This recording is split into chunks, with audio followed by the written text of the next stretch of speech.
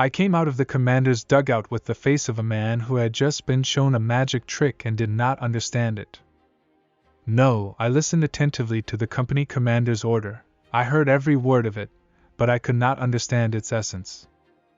Why so? We spent a month preparing for the defense. To every soldier and commander was informed that to leave those positions where we are categorically not allowed.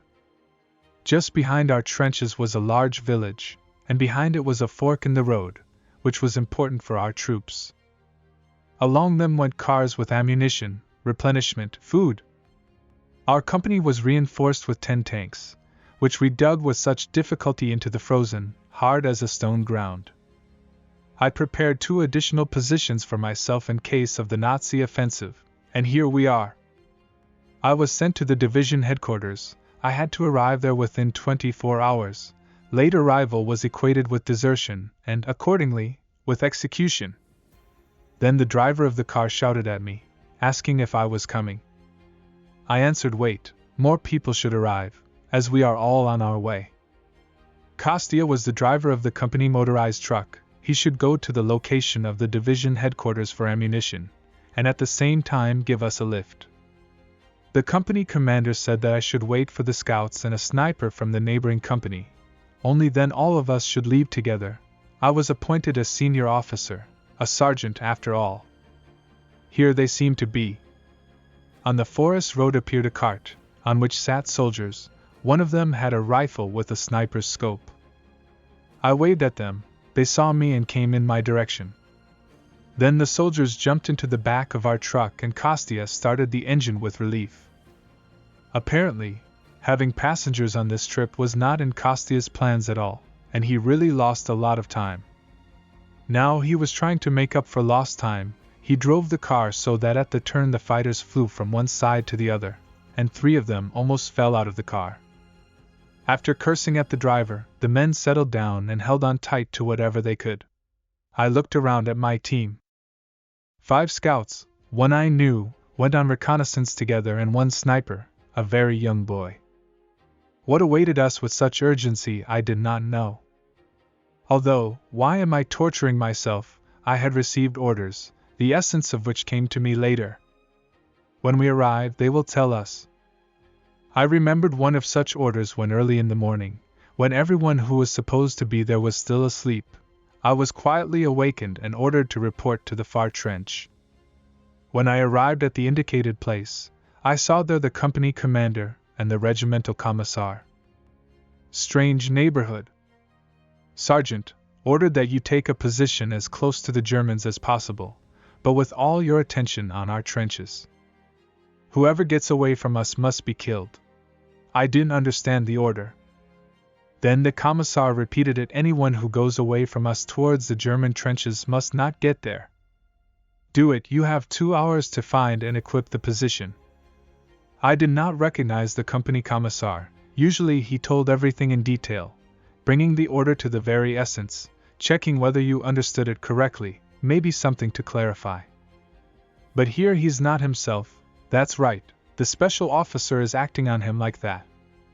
I found a good position. I could see my trench as well, and the Germans were not far away.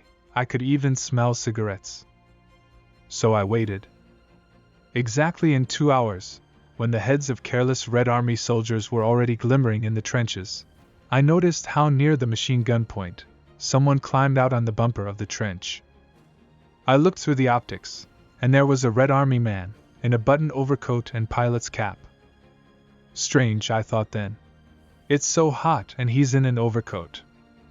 Looking around, the Red Army man ran towards the German positions. Looking closely at the traitor in the telescopic sight, I noticed some oddities: a burned hole in the overcoat, a few buttons missing, and yes, there was no star on the cap. I smoothly pulled the trigger and killed that defector. Swung the barrel to the left, another one comes up, looking around. A Red Army soldier crawled right at me with his ass sticking out funny. I let him close. I could even throw a stone at him, and as soon as he jumped up I put him back on the ground. It's strange. The Germans didn't let me think about what was going on. They opened such a fire on me from machine guns that I thought they would shred me. I had to wait for their lunch to get back to my men. Then the company officer explained to me that this is how the special forces warn all those who want to go to the Germans: they shoot defectors. Then they let in disguised German prisoners. It was them I killed. Kostya drove the car as if he was late for a date with the most beautiful girl in his town. At 3 o'clock in the afternoon we were at the place where again he distinguished himself by pressing the brake pedal to the floor. He stopped the car abruptly, and we all slammed into the cab. That's when he heard everything we had to say. After waiting for us to leave the body, Kostya pulled the car forward. I organized my group, noticing that a young lieutenant was running towards us. Comrade Lieutenant, the seconded personnel of the 1st and 2nd companies are assembled, Sergeant Yevdokimov, the group leader. Well done for arriving on time, the general's already furious. We're waiting for more men. There, he pointed to the right, is a field kitchen, everyone have lunch and wait there. The lieutenant ran to a large brick house, probably the headquarters. Having made a semblance of a formation, we set off in the indicated direction. We really wanted to eat. When the cook filled our woks, I looked around. Having seen shell crates, I gave the command to settle down on them. There was not much space there. 10 soldiers had already comfortably settled down on them. Here comes our help. An elderly sergeant with a medal on his chest came up to me. We are the first to arrive, so you are our help. We are from the 3rd company, and those 3 over there are from the 4th. From the 5th company will not be representatives. They had the day before yesterday all the intelligence fell, so we are waiting for the 6th company. They are the farthest. By evening arrived soldiers from the 6th company, 2 of the 7 men with sniper rifles. Without giving the new arrivals a moment's rest, the same lieutenant organized everyone and divided them into 4 groups, appointed the senior men. The elders were ordered to go into a brick house unarmed. Placed in a large room, we waited for the division commander. He entered with a quick and confident step.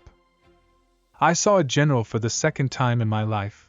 The first general I had in my sniper book number 13, because he was German. Having looked around the gathered, the general asked everyone to sit down on a bench, and said so. Yesterday our intelligence got a good language. He, you see, was going home, on vacation. He was scared and told us a lot of things. According to him, the Germans are planning a big offensive. Now they are concentrating manpower and equipment. The problem is that we have nothing to oppose them. Replenishment has not arrived, ammunition has only just begun to arrive, in a word, not much good. If you believe the prisoner, the offensive will begin the day after tomorrow, that is, the 10th, at 5 o'clock in the morning, and tomorrow, the 9th, officers will come to the location of the units to see the future battlefield with their own eyes, so to speak. The division headquarters has developed an operation to disrupt their offensive by the forces of your groups. Are you scared? General, slightly smiling, looked at me.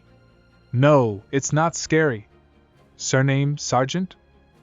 Sergeant Yevdokimov, Comrade General, Sniper. The general squinted his right eye. Didn't you kill their general in the spring? It was the same general I saw for the first time. It was May, the sun was scorching hot. Watching the German trench, I was about to destroy the German machine gun, as I saw a group of German officers. One of them took off his cap, tilted his head in my direction and began to wipe his bald spot with a handkerchief, and I nailed this handkerchief to his head. Oh, I had it coming to me then. Such a hail of mines rained down on me, so many machine guns hit me, I was saved by a deep crater. I was wounded, a piece of shrapnel hit my leg, I could hardly get to my men. The general immediately asked me if I had been decorated. No, not at all, I answered. The general turned on his heels to the colonel standing behind him. Why? Comrade General, that was the situation then. I remember the situation then without you. I'm asking why. So, Sergeant, turning to me said the commander, one award I owe you, the second I promise after the completion of the task. We do not know when and where those officers will arrive, But we know our weaknesses in the defense. I think they know about them. That's where your teams will be sent. Your task when the officers appear, destroy them with your accurate fire. Then proceed as the situation demands. I've told you a lot of secret information so that you realize the importance of this operation. Major Nikitin will tell you the rest. All dismissed. Going out into the street, all were silent. Everyone understood the danger of this operation. Major who came out after us gave the command to line up. If something is not clear, ask, then the case will not be. When it gets dark, you all go to your positions. Seeing that we had no questions, he gathered everyone in a circle and showed on the map where the place was. Just as silently we went back to our groups. While we were gone, from the kitchen they brought the duffel bags, one for each group. There were also boxes with ammunition and grenades. We started arming ourselves, checking our weapons. A young sniper came up to me. He showed me his telescopic sight. The lens had a crack. I looked through it at the forest. The picture was badly distorted. When Kostya abruptly stopped the car, probably the cabin was hit. What to do? Holding back the swear words swirling on my tongue, I turned my head at the sound of footsteps. The lieutenant who had met us was approaching. I showed him the optic and asked for help. He called his soldier, gave a command to run to the scouts and bring a trophy rifle. Soon the soldier brought a German carbine with a telescopic sight and half a duffel bag of ammunition. That's it, we're ready. Half of the way through the trenches, then we walked through the woods, and ended up on our stomachs as usual. I don't know whether I had been assigned this position on purpose or whether they had guessed at matches, but one look was enough to realize that it would be very difficult for us to accomplish the task. We were on a low bank of a narrow rivulet. It seemed to separate the enemy's positions from ours. The summer was dry, the river had lost a lot of water, and just below us it was reduced in width to 1.5 meters. And the ascent to our bank was also gentle. If it is not deep here, a tank or an armored vehicle could easily pass through. The general talked about our weaknesses, and this was one of them. But it was not this that alarmed me most of all, but what I saw when it started to get light. Directly opposite us, at a distance of less than a kilometer, between two protrusions of the forest, was a mortar battery of the enemy. They had, of course, buried the mortars in the ground, but simple soldierly laziness gave away that they were here. Apparently, the Krauts wanted to sleep so much that they postponed the tray of mines for the morning. There, running soldiers from the woods to their trenches with boxes. Between us and the mortar battery was almost a clear field, rare bushes and tufts of tall grass. That's all the vegetation. During the night we had a good refreshment, although doctors do not advise to do it before the battle. I distributed the fighters in such a way me and the young sniper were on the edges, and the machine gunners in the middle. It was agreed that the first shot was mine, then the young one's, and the others would keep silent until the order came. I determined the wind, landmarks, marked a reserve position just behind us and prepared to wait. An hour passed, another. The Germans had a usual morning. One of them jumped out of his trench to go to bed, sat down right behind the first bush. Something flew out of another trench, probably a tin can. They're sloppy, very sloppy, but it's to our advantage. Maybe there's a resupply of mortarmen here, that's good. While they figure it out, while they aim, we'll have time. I looked at the clock. It's almost 9 o'clock. It's time for the chiefs to come. Or they won't come here. No, they will. They can't have missed this place. This shore must be attracting them like flies on a cow patty. If I were them, I'd have set up a post here by now, then we wouldn't be so close. Probably don't want to show their interest. They realize they might be watched. There's an officer running through the woods. I got him in my sights. It was not in vain that he ran out into the open, shortening his path. I heard the sound of an engine. I looked closely at the ledge of the forest. Something flashed there. That's right, a car coming. I've never seen one like it before. No roof, no doors, tarpaulin behind. It stopped near the last birches. The driver kept the engine running. He passed the chain of command. "Pay attention to the ledge!" He kept his eyes on the car, looking out. 3 men appeared from behind the trees and stopped. They were talking, waving their hands, not afraid. An officer who ran up to them, stretched out in front of a man in a black uniform, a tanker. He must be in charge here. I waited until the officer in charge turned his whole body towards me and fired. He bent in half and fell down. A second shot rang out. The young fighter had killed his target. The remaining Germans lay on the ground. The driver of the car, sharply yanked from his seat, tried to cover the lying men with it. Another shot of the young man. The car stood up sharply. The driver fell out from behind the wheel.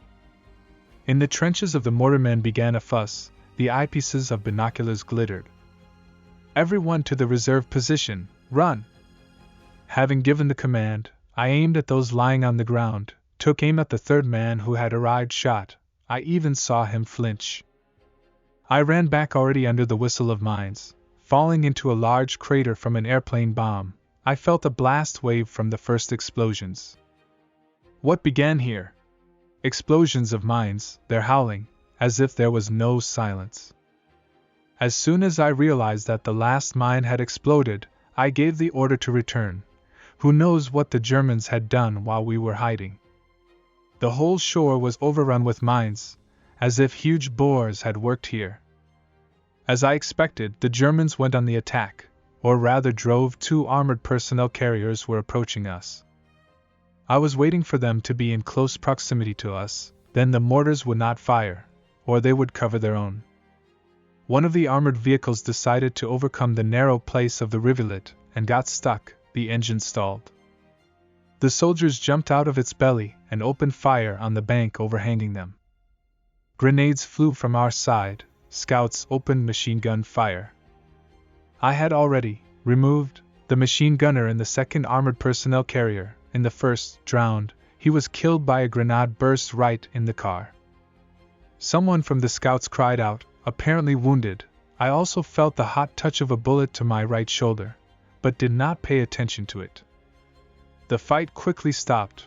One of the wounded Hitlerites shot. The head of one of my scouts fell to the ground. A young sniper finished the shooter, but it was too late. We had losses. Again we run to the saving crater. Again the mines howl. They burst around the hole. We are covered with earth. This time we were shelled longer, much longer, and the caliber of the mines was increased. I made a decision to leave. The task was completed with more than enough.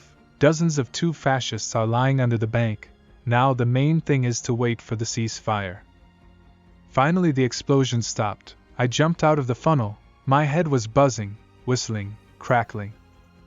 I ordered one of the scouts to cover us. With the other we rushed to the funnels. There was almost nothing left of the young sniper. A direct hit.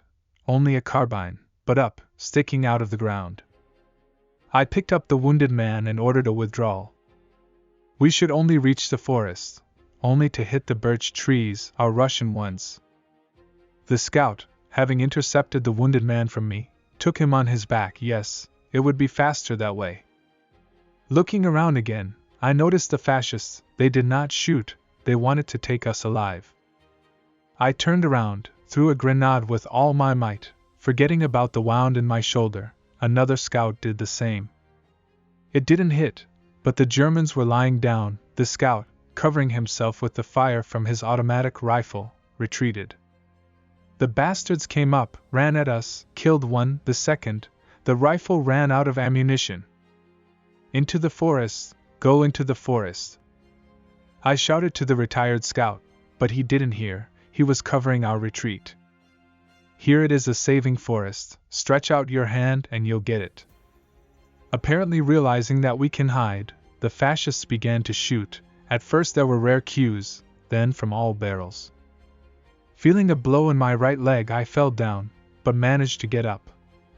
When I turned around and threw the last grenade, I had time to notice that a German soldier fired a long line at the scout who was covering us. There was a shout. Hurrah! Our soldiers ran out of the forest, shooting. The first one was that lieutenant. Having run past me, the soldiers rushed at the fascists.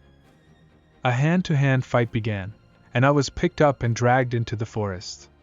I lost consciousness.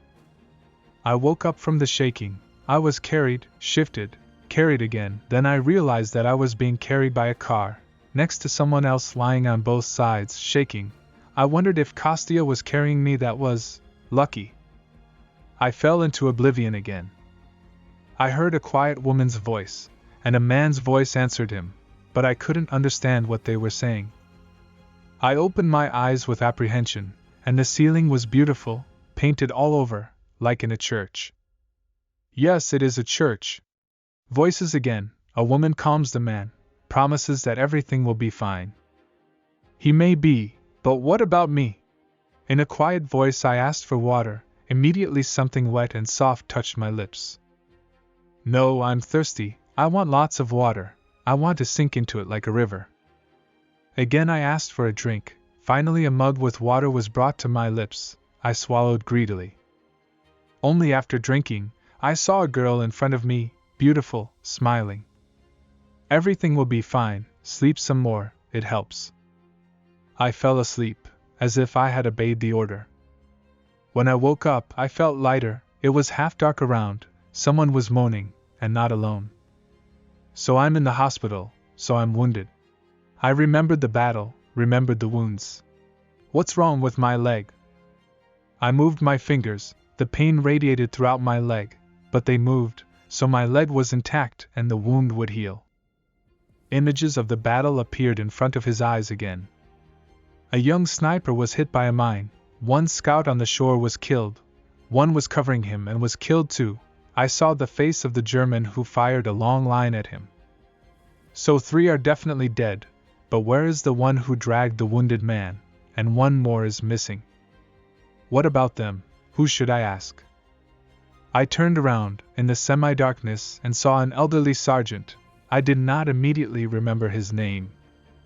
Nikolai said that I had 2 bullet wounds, shoulder and leg. I had surgery. Everything was fine. You'll be able to run and shoot. And he fought back. Nikolai raised his right arm. I saw that it was missing from the elbow. The bullet hit his elbow and tore everything apart. We were hit by a machine gun. I was the only one left of the group. Everyone was killed. I'll go to the collective farm, to the office. I can work there with one hand. I'm a bookkeeper by profession, and I can do it with my left hand. I think there are 3 of us left. 2, corrected Nikolai.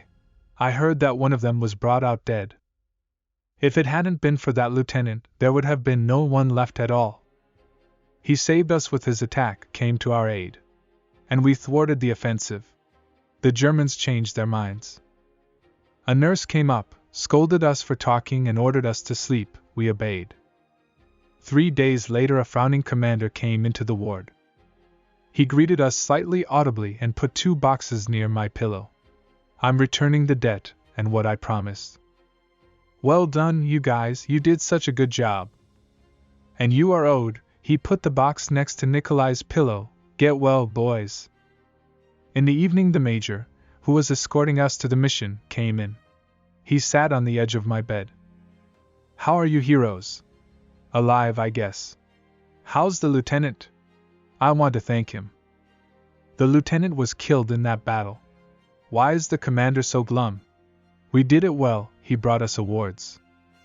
It was his son, his only son. We buried him. When we heard you were being pelted with mines, he volunteered himself, gathered whoever he could and came. That's how it is.